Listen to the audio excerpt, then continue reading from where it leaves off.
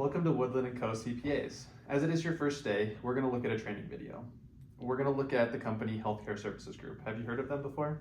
No, I haven't heard of Healthcare Services Group before. In my undergrad auditing classes, we only really heard about the Enron scandal. That makes sense. That was a big one. But we like to look at a little more nuance and a little bit different than the normal.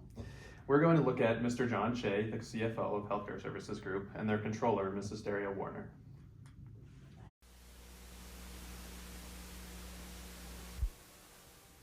Hey, are you worried about the pending lawsuits against us? I just heard that some current and former employees are alleging that the company violated state and federal wage and hour labor laws.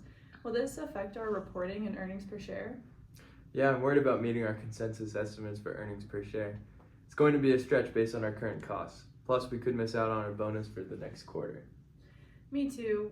We're at $21.50 right now. I updated legal with a credit of $200,000 and plan to reduce legal expenses with another credit of $400,000. Then we should be able to report our EPS for the quarter at 23 cents and meet our estimates. I just don't have the supporting documentation to back up those changes. Should we be worried? No, let's just meet the estimates and we can worry about that later. I'm sure we can cover it up in later periods.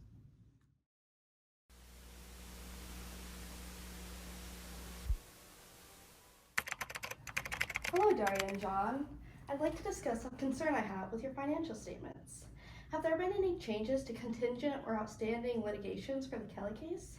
No, we haven't had any significant changes in litigation this quarter. Oh, it seems like the case has progressed significantly. Do you have any documentation to back that up? No, we're confident that this is not an issue. Okay, thanks for your help. You're welcome. Healthcare Services Group misstated their financial statements by not accruing litigation in the appropriate accounting period, and the auditors did not detect these misstatements. What do you think the auditors should have done? Shouldn't they have sent a confirmation letter to the lawyers? Yes, that's exactly right. They should have sent a confirmation to the lawyers. So let's see how they handled that confirmation letter.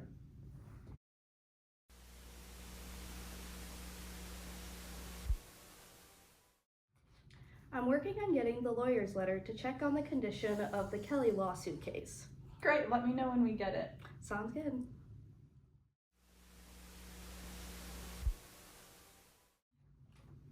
Hey Zoe, we got the confirmation letter back from the lawyers who worked with Healthcare Services Group on the Kelly litigation case.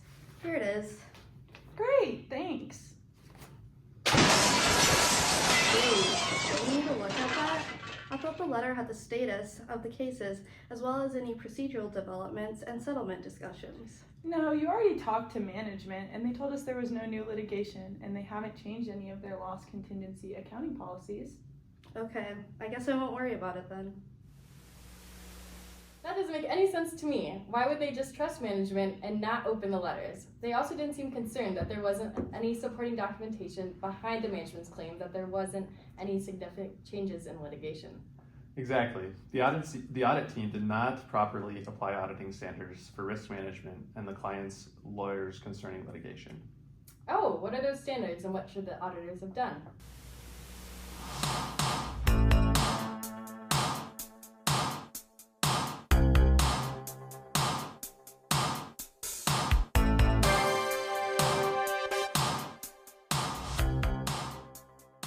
The main standards are Accounting Standard 2110.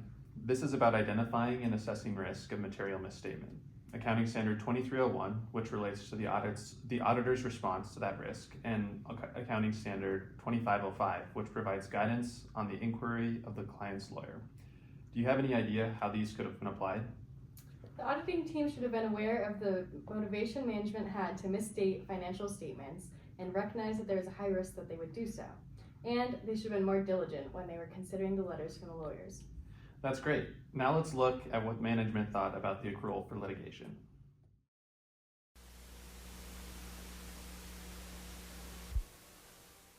Congratulations on reporting earnings per share at 23 cents for the quarter. You met the estimate and achieved a record high EPS.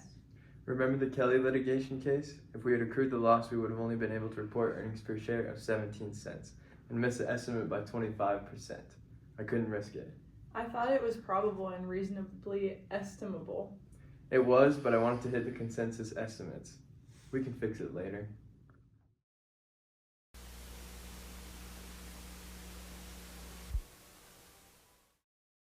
You remember how I didn't report the loss contingency for the Kelly case in quarter 2?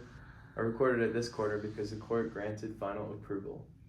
So it will just be a timing issue if we get caught? Yeah, but I doubt that we will. We should be okay. We learned about the importance of internal controls in my auditing classes. Was that an issue here as well? Yes, it was an issue. The finance staff recorded manual journal entries without adequate supporting documentation. The procedures were inefficient in identifying and addressing material inaccuracies with those financial statements, and their accounting system did not have an audit trail or timestamp function. Wow, I bet they would have been caught sooner if they had stronger internal controls. I agree. That's another thing that the previous auditors should have looked into more than they did. Now let's see how the previous auditors what they would have done differently.